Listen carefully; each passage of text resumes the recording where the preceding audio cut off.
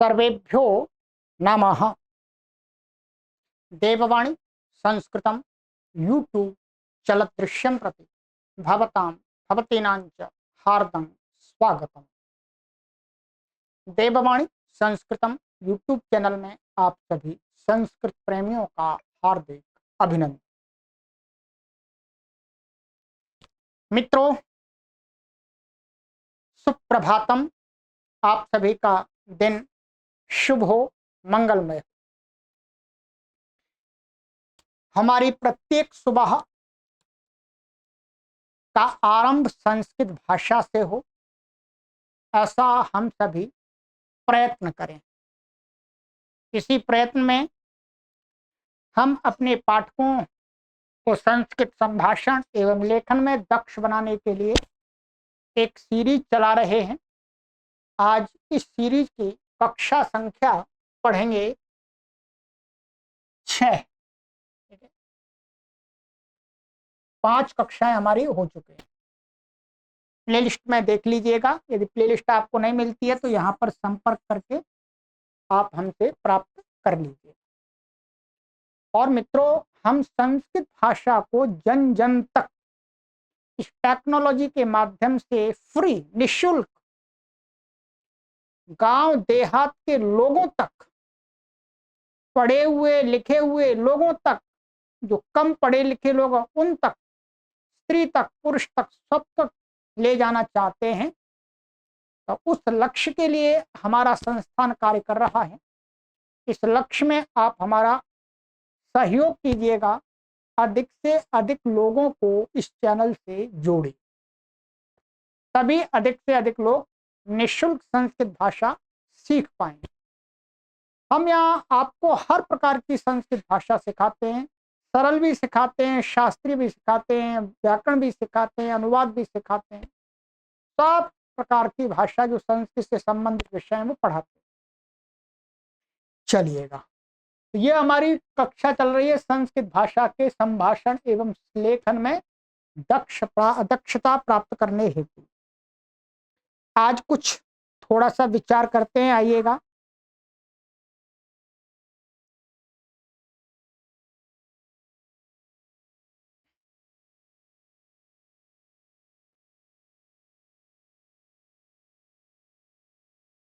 संस्कृत भाषा में एक सप्त ककाराः प्रयोग होते हैं।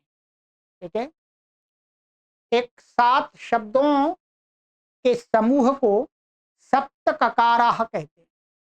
ठीक है? सप्त ककाराः के विषय में आज चर्चा करेंगे और वो 2-3 कक्षाओं में उसको पढ़ेंगे। ठीक है,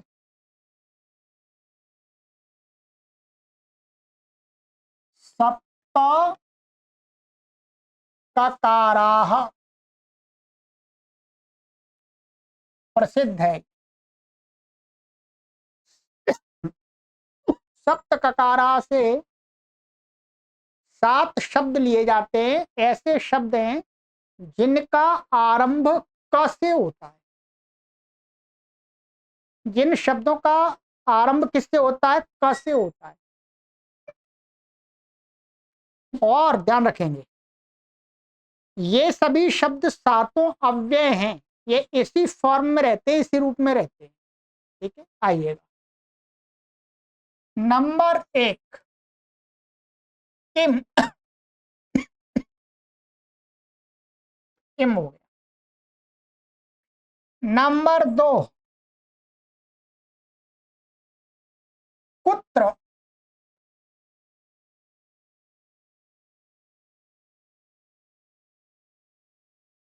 नंबर 3 कति। अभी मैं आपको अर्थ भी बताऊंगा, तो अभ्यास भी करेंगे। नंबर 4 कदा। नंबर 5 कुतः।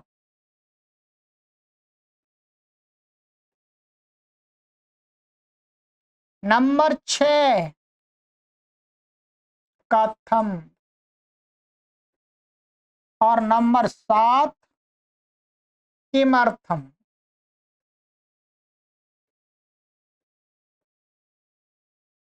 ठीक है।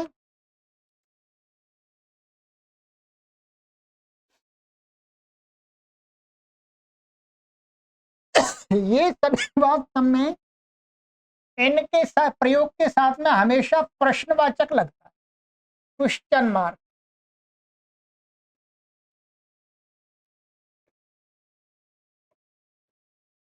ठीक है, लिख लीजिएगा।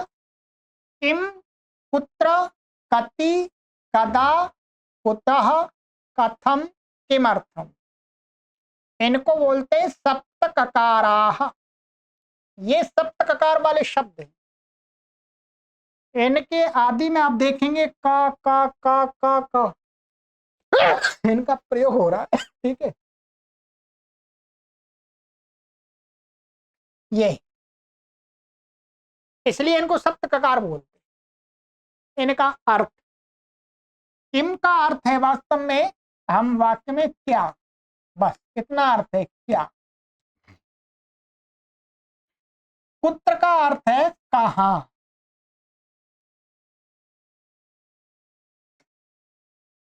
कति का अर्थ है कितने।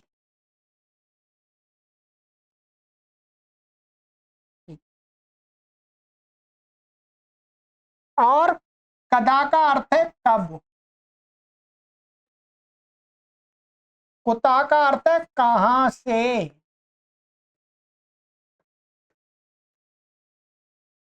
और कथम का अर्थ है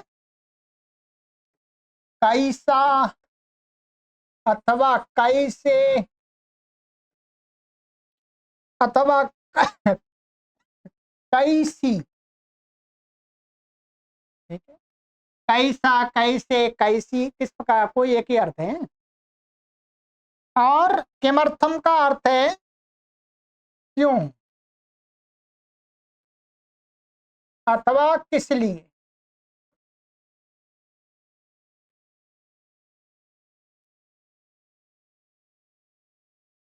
ठीक है जी, अब मैंने अर्थ लग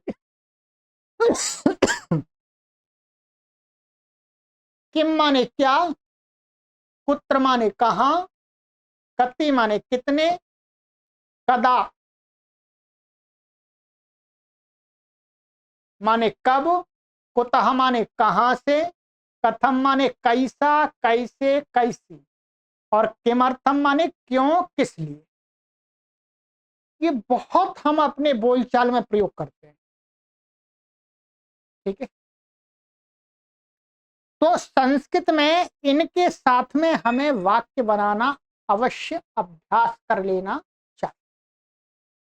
इन्हीं को सप्त ककारा के नाम से कहा जाता है। ककार मैंने बता दिए, 7 ककार है इसमें, का सातों में।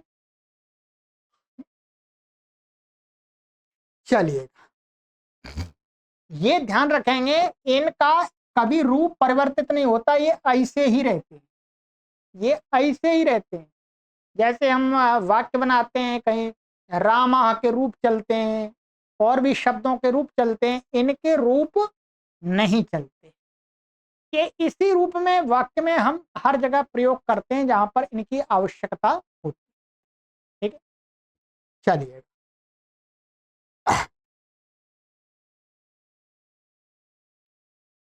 अब क्रमशः इनका अभ्यास करेंगे। आज की कक्षा में ही पूरा अभ्यास नहीं करेंगे, 2-3 कक्षाओं में इनका अभ्यास कर लेंगे। ठीक है, चलिएगा, पहला लेते हैं हम किम क्या। ठीक है, जब भी ये क्या है, प्रश्नवाचक है। इनसे जब इन शब्दों को हम किसी सेंटेंस में डालते हैं, प्रयोग करते हैं, तो वो क्या करता है, प्रश्न बना देता है।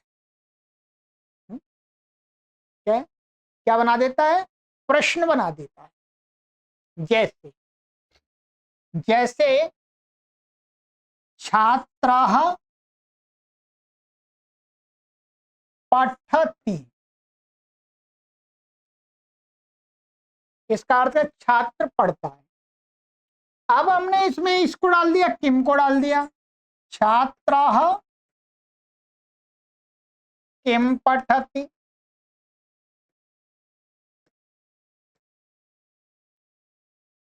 छात्र क्या पढ़ता है? क्या छात्र क्या पढ़ता है? छात्राः किम पठति? उत्तर आएगा, हम कुछ भी जो भी पढ़ता होगा, छात्राः संस्कृतम पठति, छात्राः आंग्ल भाषां पठति, छात्राः गणित विषयम पठति। ठीक है, अब आप बनाइएगा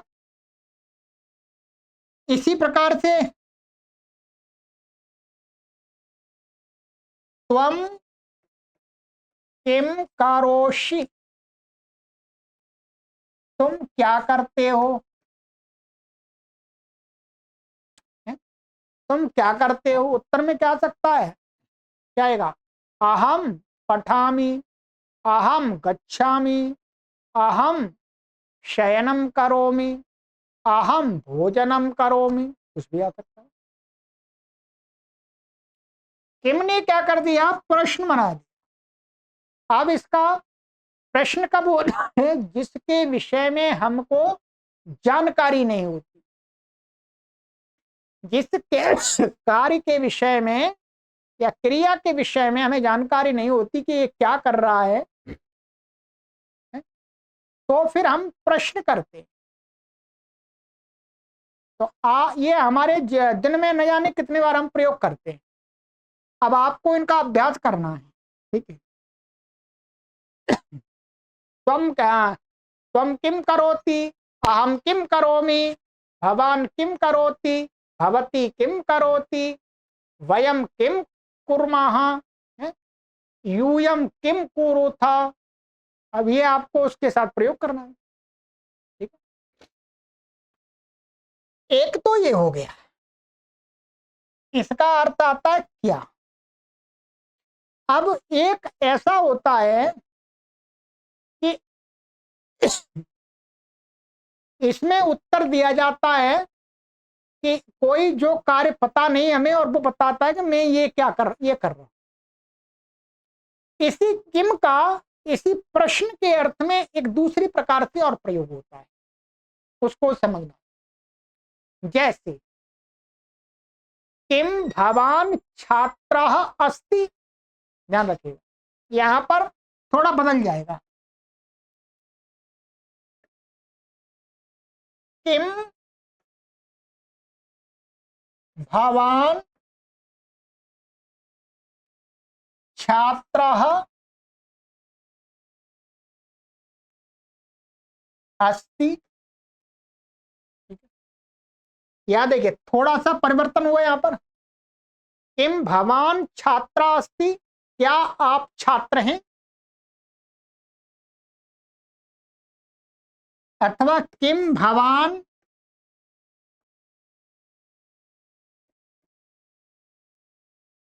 शिक्षकः अस्ति,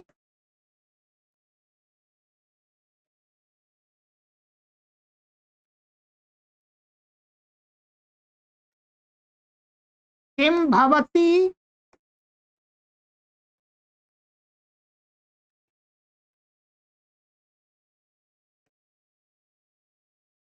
शिक्षिका अस्ति।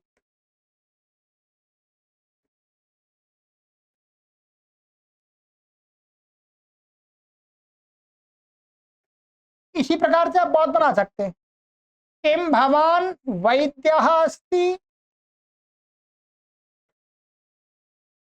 किम भवान आ जाए बीच में, जोड़ लीजिएगा।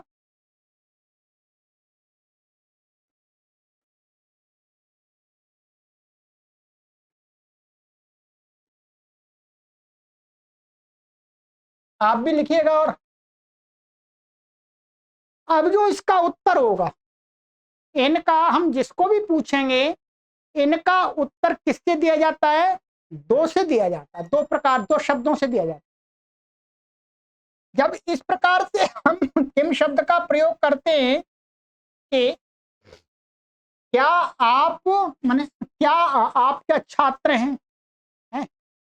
अथवा तो इसमें हमें उत्तर देंगे यदि हैं, मानिएगा हमने किसी को पूछा किम भवान छात्रा अस्ति, किसी को, तो वो यदि छात्र हैं तो वो उत्तर क्या देगा? उत्तर देगा आम। क्या है? आम।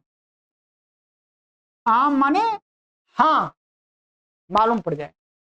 किम भवान छात्रा अस्ति, आम माने उसने बोला आम, हाँ माने छात्र हूं। यदि नहीं है तो क्या है? ना। ना क्या है? ना, नहीं। ये छात्र वो नहीं है, हमने पूछा किम भवान छात्रा अस्ति, तो वो उत्तर देगा ना, है पता है छात्र नहीं। इस प्रकार से जहां पर शंका रूप में प्रश्न हो, क्या है? शंका रूप में, अर्थात शंका अर्थात मुझे शंका हो रही है कि आप छात्र हैं अथवा नहीं हैं, इस भाव से जब हम किम लगा करके पूछते हैं तो वहां पर उत्तर दिया जाता है आम अथवा ना, सामने वाला। किम भवान शिक्षक अस्ति, यदि शिक्षक हैं तो आम, नहीं है तो ना। किम भवती शिक्षिका अस्ति, आम, नहीं है तो न। किम भवान वैद्य अस्ति, आम, यदि नहीं है तो न। बस इतने से पता लग जाएगा, ध्यान रखेंगे। इसी प्रकार से देखिएगा, ये क्या है, तो संशयात्मक रूप में किम का प्रयोग करते हैं तब, जैसे किम, यहां पर अंतर देखिए, किम भवान पठसी अपठती, यहां पर क्या है, किसी को मैं पूछ रहा हूं, मुझे पता नहीं कि वो पढ़ रहा है क्या कर रहा है, पुस्तक खोले बैठा हुआ है मुझे डाउट है कि पढ़ रहा है कि नहीं पढ़ रहा। भवान क्या, किम भवान पठती, एक ऊपर मैंने वाक्य बताया था आपको, भवान किम पठती, इसमें अंतर है, ध्यान रखेंगे। भवान किम पठती,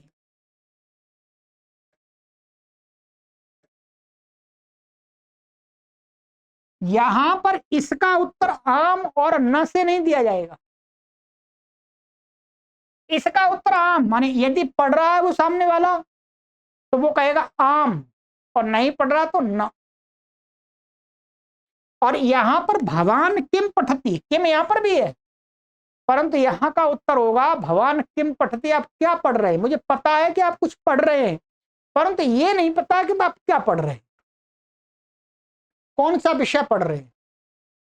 तो यहां पर बोलना पड़ेगा अहम संस्कृतम पठामि, अहम संस्कृत पुस्तकम पठामि, इस प्रकार से उत्तर आएगा। ये थोड़ा सा अंतर समझेंगे आप,